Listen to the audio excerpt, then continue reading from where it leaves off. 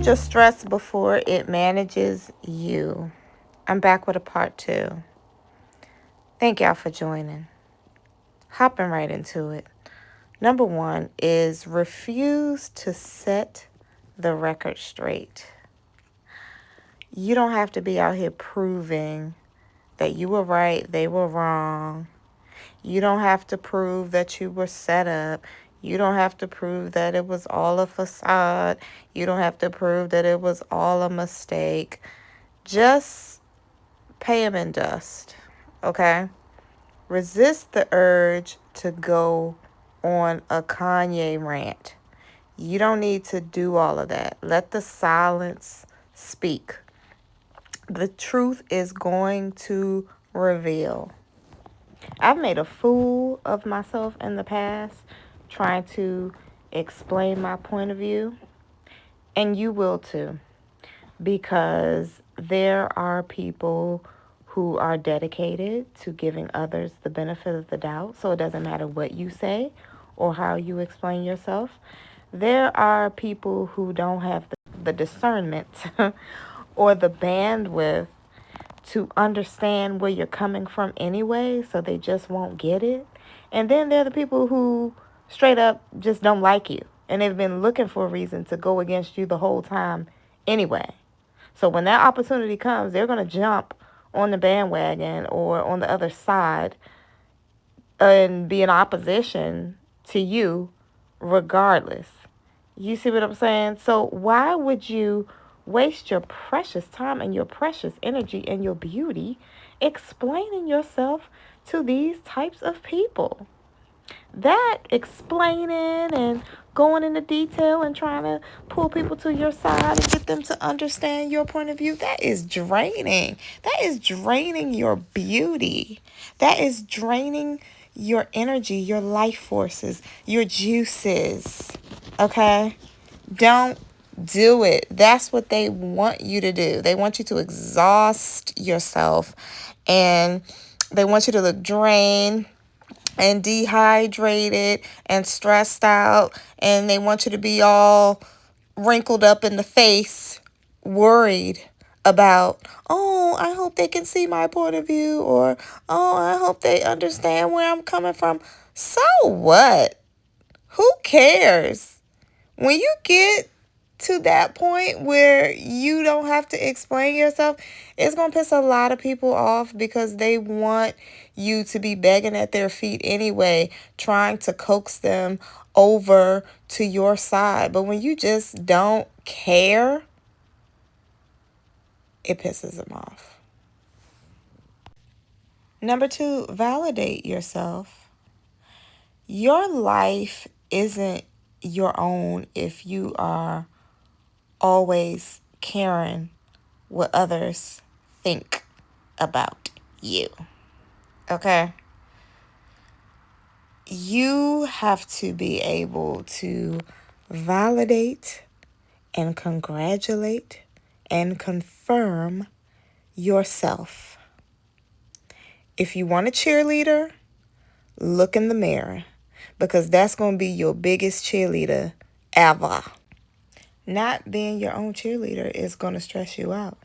And that's why it's one of the biggest tips that I can give you for managing your stress. Okay? Because think about it. Your own voice is what you hear in your head every day. So are you abusing yourself? Are you being mean to yourself? Are you pumping yourself up? Be your own cheerleader. Tip number 3 for managing stress is to move slower. Slow down. Slow down. I move really, really slow. To get ready to go out, I need at least, I'm going to say 3 hours in advance, because I have to take my bath. I have to pick out my outfit. I have to do my eyebrows. I have to do my hair. I have to do my nails or shape my nails or whatever. I have to do all the things really, really slow. Because if I'm rushing, it's going to stress me out. So again, I give myself the time. I talked about giving yourself time in part 1, but I'm talking about it again. That time. If you know that rushing and racing around and getting all discombobulated stresses you out like it does me, slow down, move slower, but give yourself more time. If I'm late somewhere, I'm late by choice because I give myself adequate time to get ready. Now, for most functions that I go to, I don't like to be on time because I don't like being a part of the setup crew. If I'm all dressed up and my nails and hair are done and I got on my good shoes and my good outfit, I'm not there to set up. And if I get there early, I know I'm going to be part of the setup crew. And with that being said, I also like to leave early because I don't like being a part of the breakdown crew. Black people, y'all know how we do.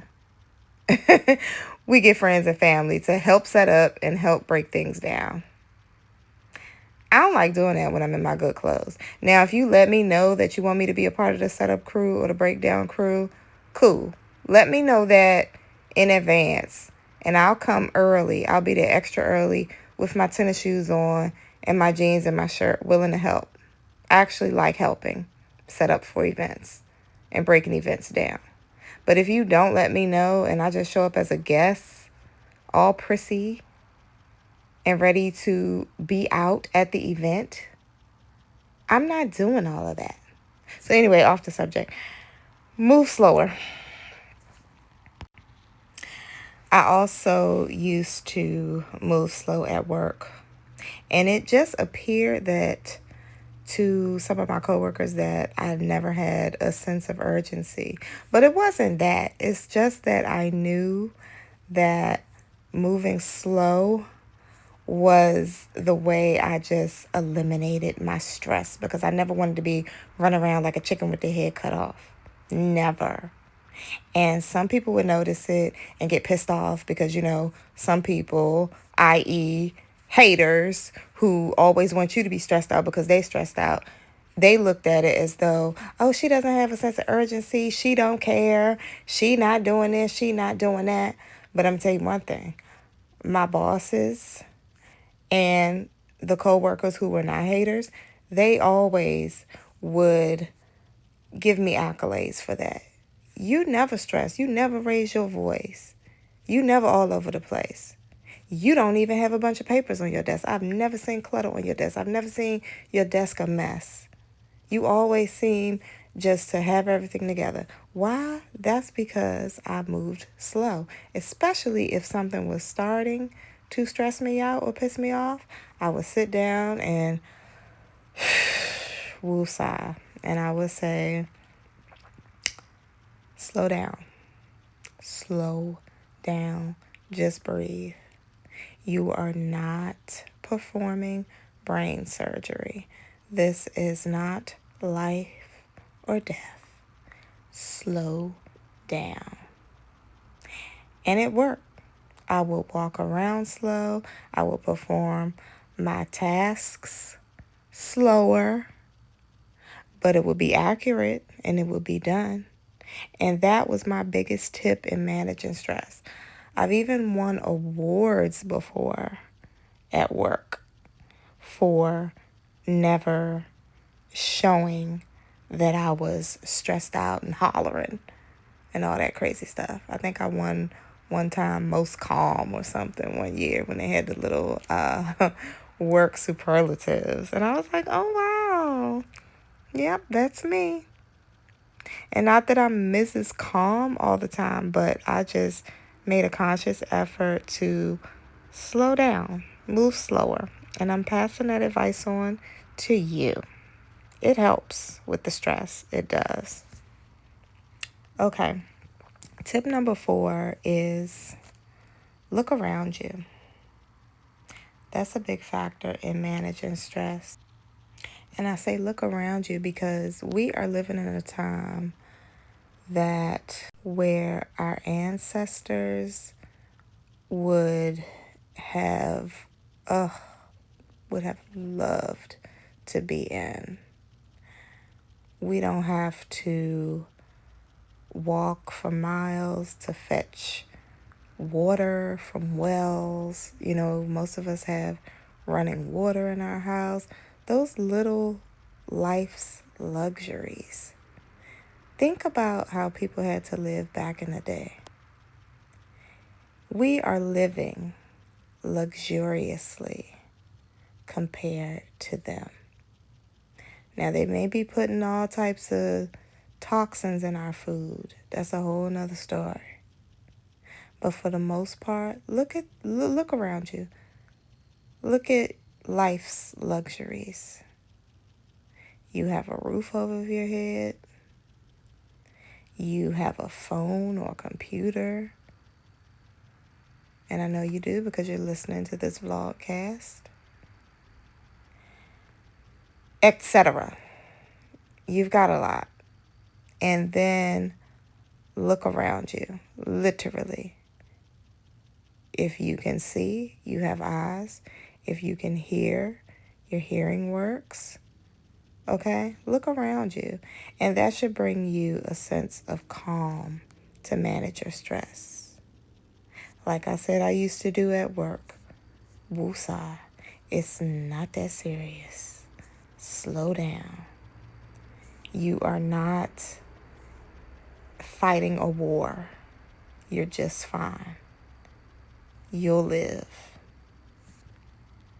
Slow down to manage that stress. And tip number 5, last but not least, don't engage with nonsense. Now, everybody loves some good tea every now and then, but the nonsense I'm speaking of is the stuff that people try to pull you into that don't concern you. If it does not concern me, I'm not invested in it.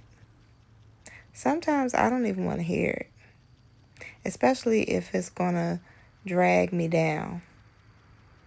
Or if it's turning into something that's big and that's going to try to suck me in to see how I can benefit the situation when I didn't choose that lower level struggle.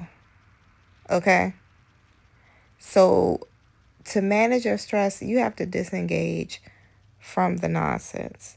You have to know who's bringing it and just create a distance between you and that person. Some people don't bring nothing but strife. And that's why I said, back to number 1, you don't even want to, number 2, when I said validate yourself. Yeah, back to number 2. That external validation, you don't even need that from other people because most of the time, people are going to bring their drama to you and have you involved in some stuff that you don't even want to be a part of. So why do you have to get validated by these people? What are you going to win? A pat on the back? What's that? Oh, you did good. Okay, now what? What's that going to do for me? Is that going to pay your bills? Is that going to make you wealthier? Is it going to save you out of situations that you don't want to be in and solve all your problems? No. The external validation does absolutely nothing. And if it's a quick fix and a quick ego boost, good. Learn how to do that for yourself. Because people's validation is going to be fleeting anyway. They'll love it 1 minute and hate it the next. They'll celebrate you 1 minute and then hate you the next. So it's not even fulfilling. It's not lasting. It's conditional. I really hope this helps because a lot of people are out here looking old before their time because they're so stressed out over dumb stuff. Y'all be safe.